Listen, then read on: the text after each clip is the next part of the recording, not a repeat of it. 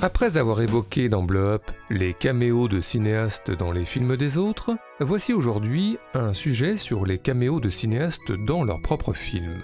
Avec, pour commencer, une précision, histoire de bien circonscrire notre sujet, nous n'allons pas parler ici de cinéastes acteurs, au temps du muet avec Buster Keaton, ou au temps du bavard avec Woody Allen.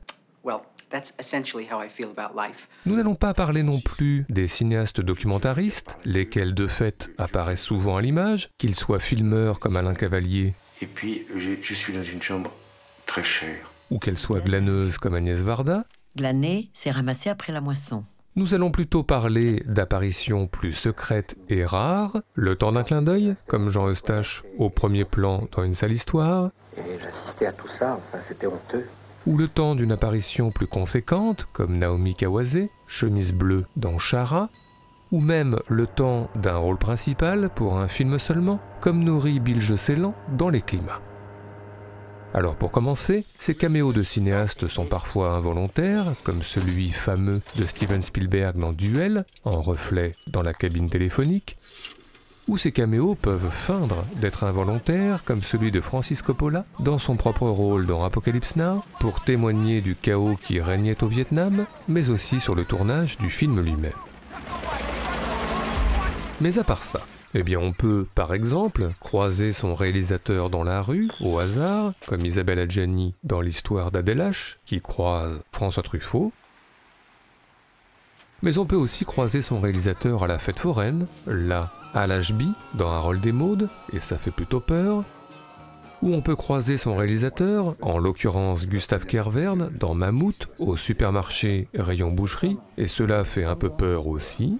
La gueule que t'as une femme, elle est où ta femme? C'est qui ta femme? Connard, bah t'as qu'à venir faire un tour, tu vas voir. Connard. Sinon, ouvrir la porte peut aussi avoir son lot de surprises. Par exemple, dans La Comtesse de Hong Kong, l'un des rares films de Chaplin sans Chaplin, c'est bien le cinéaste qui toque à la porte de Marlon Brando. Excuse me, do you mind closing all your portholes, sir? Yes, it seems to be blowing up out there. Mais à part ça, eh bien les cinéastes apparaissent parfois dans leurs films de façon parcellaire. Dans l'ouverture de Usual Suspects, par exemple, la silhouette nocturne de Kaiser Soze n'est autre que celle du cinéaste Bryan Singer. Tout comme les mains du tueur dans les films de Dario Argento sont toujours celles de Dario Argento. À part ça, on ne compte plus les caméos vocaux au cinéma, en anglais avec Martin Scorsese dans Mean Streets. You don't make up for your sins in the church. You do it in the streets. You do it at home. En japonais avec Nakisa Oshima dans La Pendaison.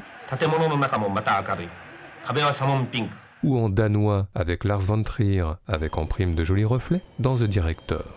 Ja, og her kommer så en film. Og hvis det allerede nu ser ud som noget mærkeligt noget, så... Une introduction qui nous fait penser à Sacha Guitry dans La Poison, qui ouvre sa fiction en présentant ses comédiens. Vous jouez si bien la comédie, Jacques Varenne, qu'on croirait que vous êtes à la Comédie Française. Ou comme un Jean Cocteau méconnaissable dans son tout premier film Le sang d'un poète, qui invite le spectateur à entrer dans la fiction d'un geste auguste. Idem dans Un chien andalou, le tout premier film de Louis Buñuel, avec Louis Buñuel lui-même, qui s'apprête à ouvrir 50 ans de cinéma par une déchirure d'œil, et on est sympa, on s'arrête là. Sans oublier les premiers courts-métrages amateurs de cinéastes devenus célèbres, comme Jacques Demy devant le miroir dans Les Horizons morts, ou encore Chantal Akerman en roue libre dans son appartement bruxellois dans son court-métrage Saute ma ville. Mais à part ça, eh bien le plus souvent, le cinéaste choisit d'apparaître dans son propre film pour y tenir un rôle symbolique lié à la mise en scène. C'est par exemple Pier Paolo Pasolini dans Les Contes de Canterbury, qui incarne l'écrivain Geoffrey Chaucer, qui relie les différentes histoires entre elles, un sourire aux lèvres. Dans le même ordre d'idées, Spike Lee, dans Do the Right Thing, incarne un livreur de pizza qui arpente les rues de son quartier et fait le lien entre tous les personnages, comme si, d'une certaine façon, il passait les plats. Et même idée, mais de façon encore plus explicite, dans Trans-Europe Express, Alain Robbe-Grillet et sa moustache qui imaginent le film à venir dans un compartiment de train. On pourrait l'appeler Trans-Europe Express, c'est un bon titre. Bon, d'accord. Quel sujet ? À part ça, souvent, le cinéaste apparaît dans son film dans un rôle de confesseur, par exemple en homme d'église et coiffeur, comme Maurice Pialat réconfortant Gérard Depardieu dans Sous le soleil de Satan. Il faut n'être qu'un pauvre prêtre pour connaître l'effroyable monotonie du péché. Ou en médecin, comme Night Shyamalan, écoutant Toni Collette dans Sixième Sens. Yeah, those are from sports. Ou encore en psy, comme Lisa Azuelos, face à Sophie Marceau dans LOL. Vous pouvez arrêter 2 minutes de dire et donner de vraies réponses pour une fois? Sans oublier, dans un genre différent, Quentin Tarantino, en barman plutôt accueillant dans Boulevard de la Mort. Sinon bien sûr, tout sauf un hasard, si l'alchimiste dans La montagne sacrée d'Alejandro Jodorowsky est incarné par Alejandro Jodorowsky. Enfin, évidemment, ces caméos de cinéastes sont très souvent liés à l'image, qu'ils soient photographes, comme Martin Scorsese encore lui, dans Hugo Cabret, qu'ils soient profs de cinéma, comme Oliver Stone dans Les Doors, qu'ils soient agents d'acteurs, comme Sidney Pollack dans Tootsie, sans compter bien sûr les caméos de cinéastes, en cinéastes, qu'ils travaillent pour la télé comme George Romero, barbu, en Ouverture de Zombies, ou qu'ils travaillent pour le cinéma, comme Brian De Palma derrière la caméra dans Le Dahlia Noir,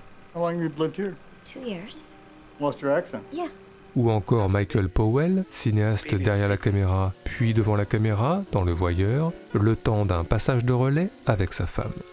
She filmed what comes now. It's out of focus. Is that your father? Enfin, les cinéastes ont parfois proposé des autofictions, s'inventant des alter-ego qu'ils ne pouvaient évidemment qu'incarner eux-mêmes, comme Youssef Chahine, cinéaste en crise dans Alexandrie encore et toujours. Et parfois, ces cinéastes se sont mis en scène directement, dans leur propre rôle, comme Federico Fellini en Ouverture d'Intervista, ou comme Jafar Panahi dans Taxi Téhéran, tentant de contourner la censure en s'improvisant Taxi. Enfin, terminons ce tour d'horizon par quelques caméos plutôt difficiles à repérer, car dissimulés sous des postiches. Ici dans Star Wars, La Revanche des Sith, George Lucas, tout bleu, là. Sinon, le caméo est parfois tellement rapide qu'on peut le manquer. Ici, parmi tous les candidats du Grand Bleu, Luc Besson. Ici, dans La Fête de Laurence Anyways, attention, ouvrez l'œil, et le bon, un Xavier Dolan fumeur. Voilà. Mais le caméo le plus difficile à trouver est sans doute celui d'Ingmar Bergman dans La Flûte enchantée, caché au milieu de spectateurs et qui permet de jouer à Où est Ingmar? Alors pas là, non plus, non, non et non. Ah, voilà, retour en arrière, arrêt sur image, là, Ingmar Bergman. Bref, les caméos de cinéastes sont au cinéma décidément légion, et parfois même plutôt coquins. En tous les cas, celui de Todd Phillips en survêt dans l'ascenseur dans Very Bad Trip, ou celui de François Ozon dans une salle obscure dans Une Nouvelle Amie, visiblement plus intéressé par Romain Duris que par le film projeté.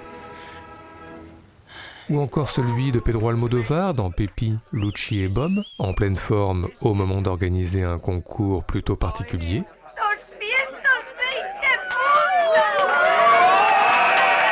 Ou enfin celui d'Alain Guiraudy dans L'Inconnu du lac, allongé sur la plage, qui accueille son personnage principal, Pierre de Ladonchamp, et montre l'exemple en se mettant à nu. Ça va? Ça va. Et tout ceci nous a plus que jamais donné des envies de classement.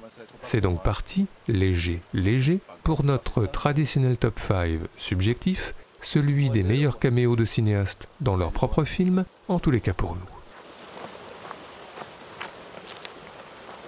Notre numéro 5, commençons par l'évidence avec Alfred Hitchcock, puisque c'est connu, le maître du suspense s'est toujours amusé à apparaître dans ses films, traversant le cadre de loin dans La Loi du silence, ou de près dans Vertigo, qu'il soit mélomane dans L'Inconnu du Nord Express, ou moins mélomane dans Fenêtre sur cour, qu'il soit ponctuel dans La main au collet, ou moins ponctuel dans La mort aux trousses, sobre dans Les oiseaux, ou moins sobre dans Les enchaînés, et enfin qu'il apparaisse sur une photo dans Le crime était presque parfait, sur un journal dans Lifeboat, ou encore pour sa dernière apparition dans son ultime film Complot de famille, En ombre, au bureau des naissances et des décès. No, there is no death certificate here for Edward Shoebridge, only Harry J. Shoebridge and Sadie L. Shoebridge.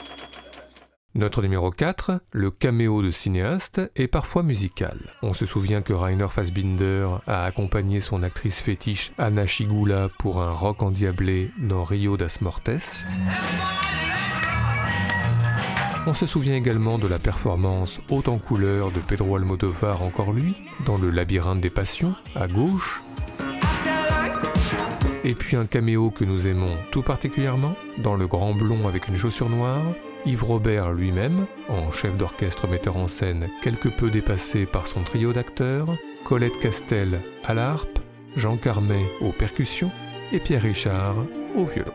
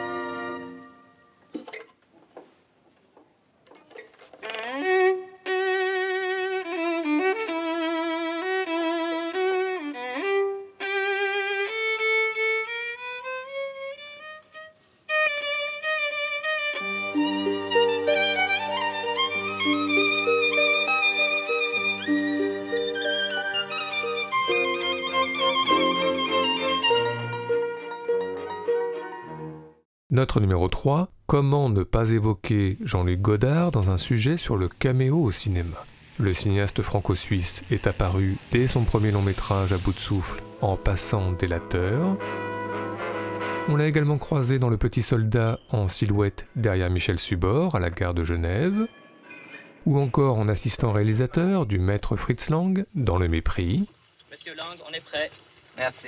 Et puis, il y a Vivre sa vie, et la voix de Godard récitant le portrait ovale d'Edgar Poe. Rarement l'art, le cinéma et la caméra nous sont apparus aussi vampiriques et cruels que dans cette scène.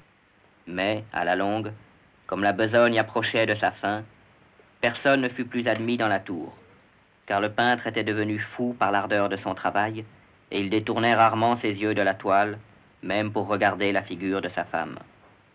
Et il ne voulait pas voir que les couleurs qu'il étalait sur la toile étaient tirées des joues de celle qui était assise près de lui.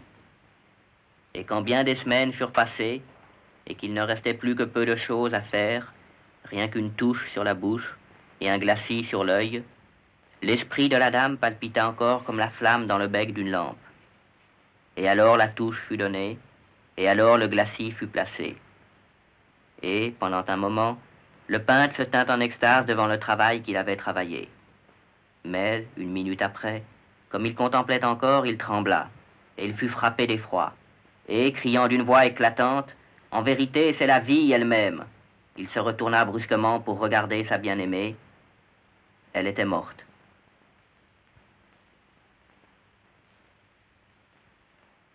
Notre numéro 2 concerne Holly Motors, car nous n'oublierons jamais l'émotion ressentie en découvrant les premiers instants du film. Après tant d'années de silence et de projets avortés, Léos Carax décide de mettre en scène et d'incarner l'impasse artistique, avant de trouver la porte de sortie et la délivrance, comme un hymne à la vie et au cinéma.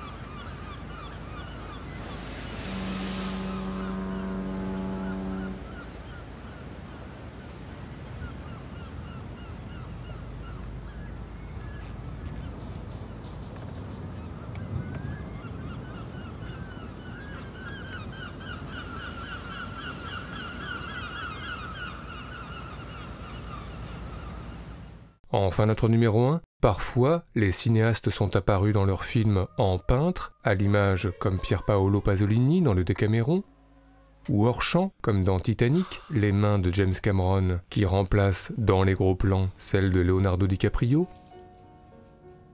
ou encore le plus beau, dans Van Gogh, les mains de Maurice Pialat, qui remplacent celles de Jacques Dutronc, et donc celles de Van Gogh, la mise en scène conçue comme un coup de pinceau, un geste discret et fulgurant, silencieux et assourdissant.